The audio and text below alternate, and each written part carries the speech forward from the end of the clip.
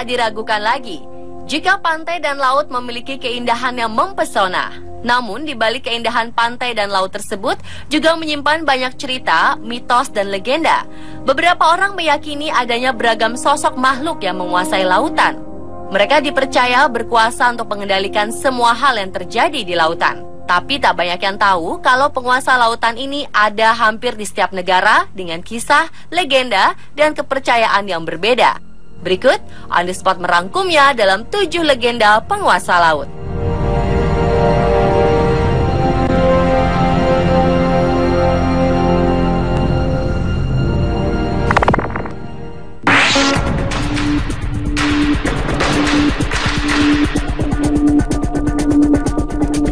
Pemirsa, tragedi pesawat AirAsia masih menyisakan duka mendalam bagi tanah air.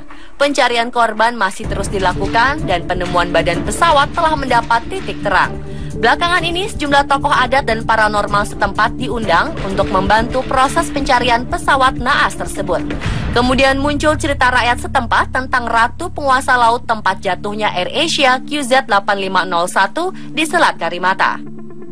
Menurut salah satu tokoh adat Kalimantan, Gusti Kadran, konon Selat Karimata terkenal angker yang dipimpin oleh ratu penguasa laut itu bernama Ratu Junjung Buih.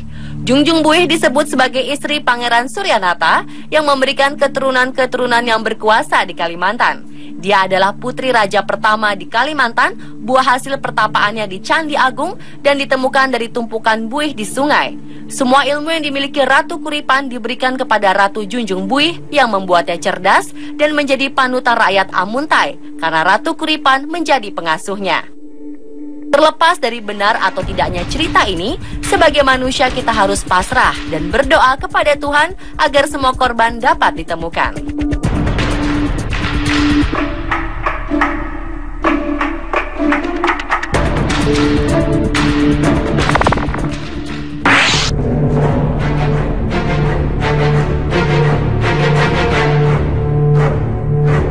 Dalam mitologi Yunani, Poseidon dikenal sebagai dewa penguasa laut, sungai, dan danau. Poseidon selalu digambarkan sebagai seorang pria yang perkasa, berjenggot, dan membawa trisula. Satu pukulan dari trisulanya bisa membelah bumi. Poseidon terkadang digambarkan bertubuh setengah ikan dan mengendarai kereta yang ditarik oleh 2 ekor hipokampos. Seperti kebanyakan dewa laut yang memiliki kemampuan untuk mengubah wujudnya, tetapi Poseidon tidak memiliki kekuatan meramal. Figur Poseidon tidak mencirikan karakter keagungan seperti saudaranya Zeus, tetapi lebih mencerminkan ciri khas lautan yang bisa berubah-ubah, kadang bergejolak, dan kadang tenang. Orang Yunani kuno percaya jika Poseidon adalah dewa yang menciptakan pulau-pulau baru dan membuat laut menjadi tenang. Tetapi jika Poseidon sedang marah, maka dia akan membenturkan trisulanya dan menyebabkan banjir, gempa bumi, dan kehancuran kapal laut.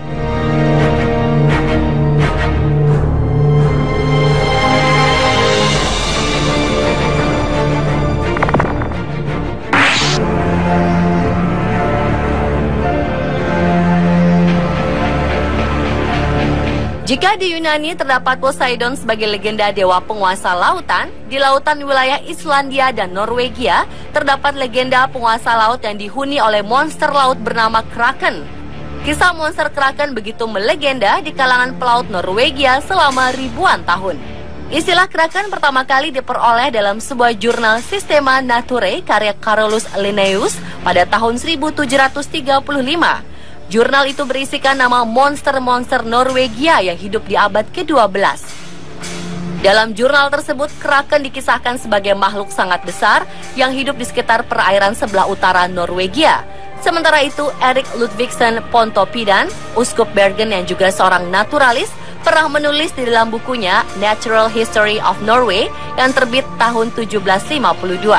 Menurut Pontoppidan, Kraken memiliki ukuran sebesar sebuah pulau yang terapung dan memiliki tentakel seperti bintang laut. Ia juga menyebutkan kalau makhluk ini bisa menggulung kapal yang lewat dengan tentakelnya dan menariknya ke dasar lautan.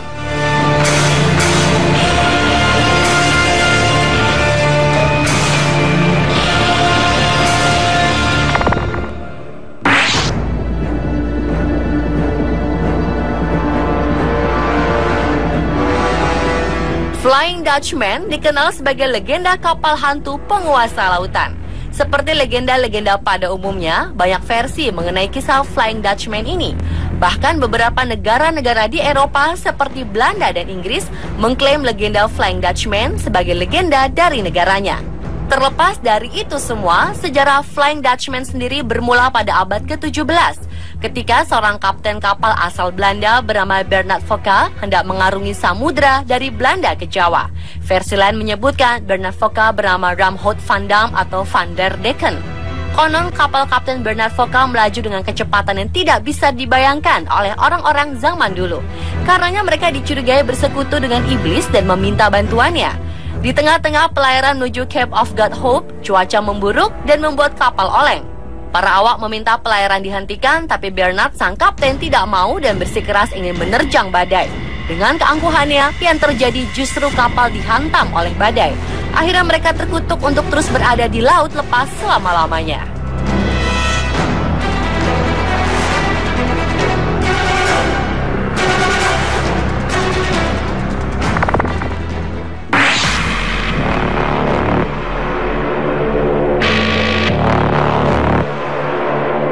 Orang-orang Tiongkok juga percaya dengan adanya dewi penguasa laut yang bernama Tian Sang Seng Mu, atau dikenal pula dengan sebutan Ma Zu atau Ma Choi. Karena hidupnya sederhana dan gemar berbuat kebaikan, masyarakat memanggilnya Lin San Ren atau Lin orang yang baik. Ma Zu sendiri sebenarnya adalah seorang gadis bernama Lin Mo yang dilahirkan di keluarga pejabat. Sejak kecil ia dikenal pintar dan mempunyai daya ingat yang baik. Ia juga mampu menyembuhkan orang sakit dan mengajar orang bagaimana untuk mencegah penyakit. Setelah berumur 28 tahun, ia memutuskan untuk naik ke puncak gunung dan menjadi seorang dewi laut. Ia dikenal sebagai dewi laut yang suka menolong para pelaut dan menjadi pelindung etnis Cina dari wilayah selatan. Semenjak zaman dinasti Song sampai dinasti Qing, tidak kurang dari 28 gelar kehormatan yang dianugerahkan oleh kerajaan kepada beliau. Ma Zu juga menjadi sebuah identitas bagi orang-orang Tionghoa. Ini terlihat dari banyaknya kuil Ma Zu yang tersebar di seluruh dunia yang jumlahnya mencapai lebih dari 5.000 kuil.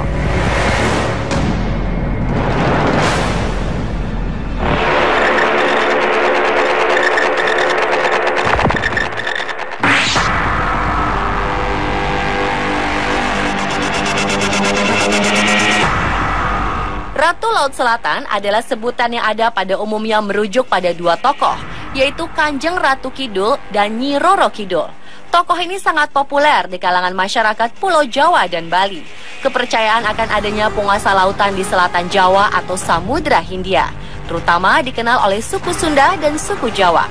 Tidak diketahui dengan pasti sejak kapan legenda ini dikenal.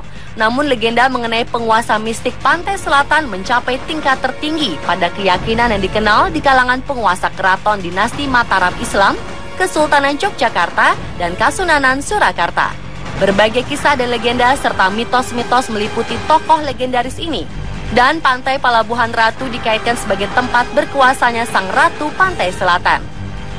Di sekitar lokasi tersebut, tepatnya di Karanghawu, terdapat tempat petilasan Ratu Pantai Selatan yang dapat dikunjungi untuk melakukan ritual tertentu ataupun hanya sekedar melihat-lihat.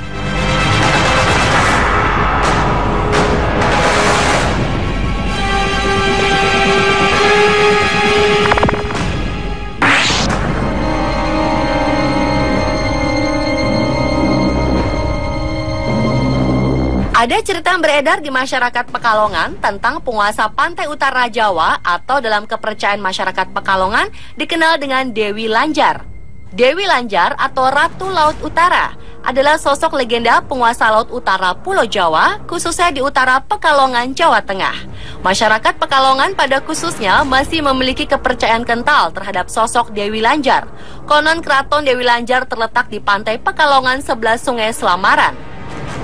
Dikisahkan pada zaman dahulu di Pekalongan, hiduplah seorang putri cantik bernama Dewi Rara Kuning yang telah menjadi janda di usia yang sangat muda karena suaminya meninggal beberapa waktu setelah pernikahan mereka. Itulah sebabnya Dewi Rara Kuning kemudian terkenal dengan sebutan Dewi Lanjar. Lanjar adalah sebutan bagi wanita yang bercerai dengan suaminya dalam usia yang masih muda dan belum mempunyai anak. Karena dirundung duka, Dewi Lanjar memutuskan untuk meninggalkan kampung halamannya dan bertapa di pantai selatan menghadap Ratu Kidul atas nasihat Raja Panembahan Senopati dan Mahapati Singoranu.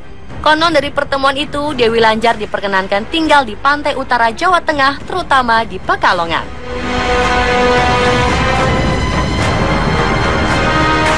Pemirsa, itulah 7 legenda penguasa laut versi on the spot.